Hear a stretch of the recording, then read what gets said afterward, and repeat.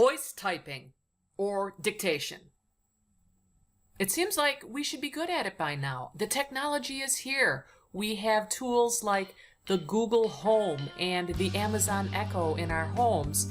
And as a writer, I really want these tools to work. Instead of using my fingers to type, I would love to be able to use my voice. And I've been experimenting with it for years, and maybe now it seems like the time. But I always want to be good at it.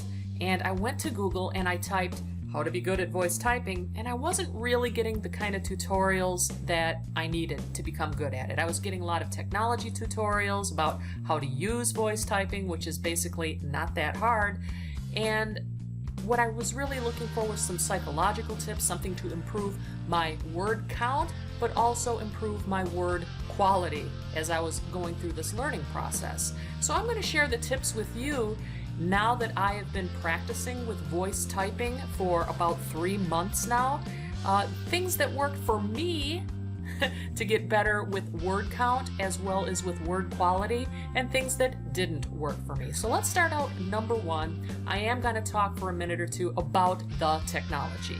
And the technology that I picked is Google Docs, and I use Google Voice typing within Google Docs. And this works for me. I get about 95 to 97% accuracy, which is really good.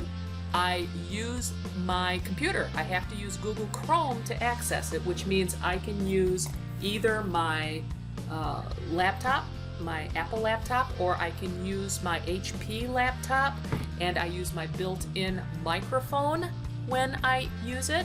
I have friends that prefer to use their, Snowball Blue mics or a more robust mic. I don't.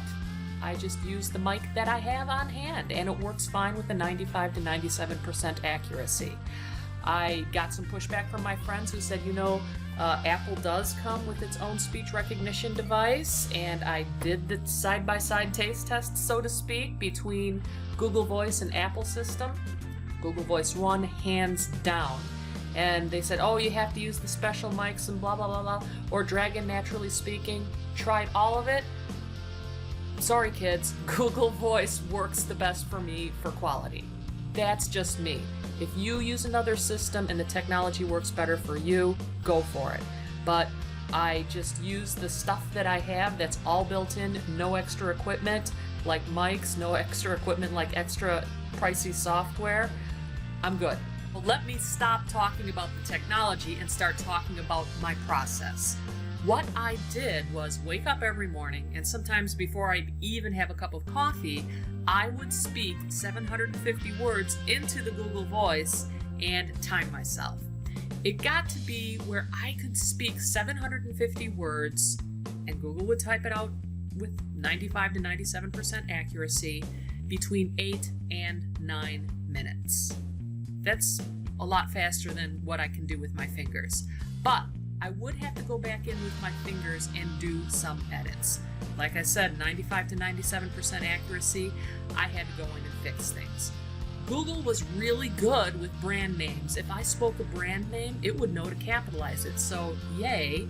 But if it was an uncommon name, like my own last name, it had no idea how to deal with it, so I had to figure out and go in and respell those kind of things. But basically, after I did my hand editing, I would find that I would get my 750 words done between 12 and 13 minutes. If I hand typed the same amount, it would take me between 16 to 20 minutes. That's as far as I've gotten in the 2 to 3 months that I've been experimenting with this. So that's the process. Let me turn to number 3, punctuation. To punctuate or not to punctuate. As I am speaking, I can say things like period at the end of a sentence, and Google will put a period there. The other punctuation options that I have in Google Voice typing are comma, exclamation point, and question mark. And that's it. It's really limited. Please, Google, add a few more. Colons would be nice. Semicolons would be great. Dashes, quotation marks, would love to have those kind of options. But do you speak them or do you not speak them? I tried it both ways. I got to speaking the punctuation marks and discovered two things.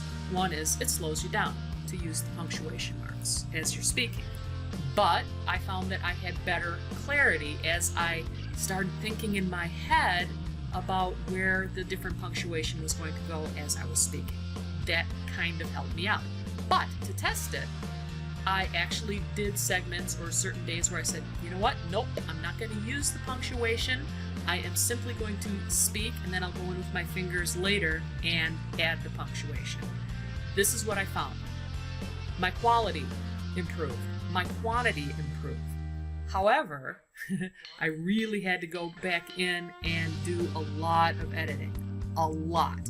And that took up a ton of time, which made it longer than if I had finger typed it in the first place. So improve quality, improve quantity while you're typing, but reducing the quantity on the back end because you really do have to go in and edit. That is what I found with punctuation. I will continue to use limited punctuation. The fourth issue has to do with how I used my body and my face. When I first started, I thought, you know what? I'm going to be really stoic about this. I'm just going to plow through my 750 words. I'm going to stare at a blank wall and just kind of visualize the words on the wall. Big mistake. Slowed me way down. It was like I was frozen. It's kind of like looking at that blank sheet of paper.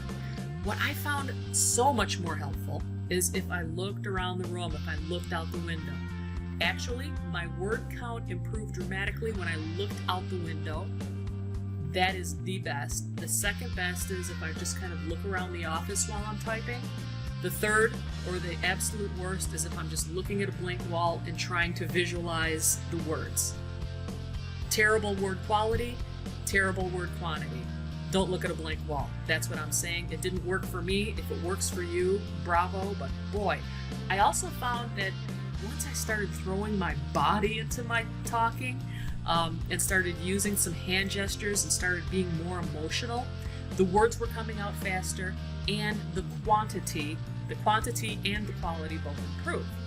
Which kind of brings me to my last point, which is take a look at YouTube. If you haven't taken a look at YouTube recently, speaking into a camera gives you an opportunity to use your body and facial gestures just a little bit more, and YouTube has gotten really good at translating what I say in real time. If I post up a YouTube video, I can go click on closed captioning, and in another form of voice typing, Google does the closed captioning for me. So that's another voice typing treat that you can look forward to. So these are the kind of emotional tips and process tips that I was looking for when I started my voice typing experiment. Not so much the technology ones, but yeah, voice typing is here and it is helping me put out more words per day, so to speak. I still use my hands a lot. I'm not letting them go because my hands are really good at editing after I do my voice typing, but that's where I'm at right now. If you have any tips to help me out with my voice typing experiment and how to get better with word quantity as well as word quality, I'd love to hear what your experience with voice typing and voice dictation tools has been. This is Laura Bergels. Please hit the subscribe button and continue the conversation. Please drop me a line in the comments and let me know what works and what doesn't work for you when it comes to voice typing. Subscribe, and we'll see you later.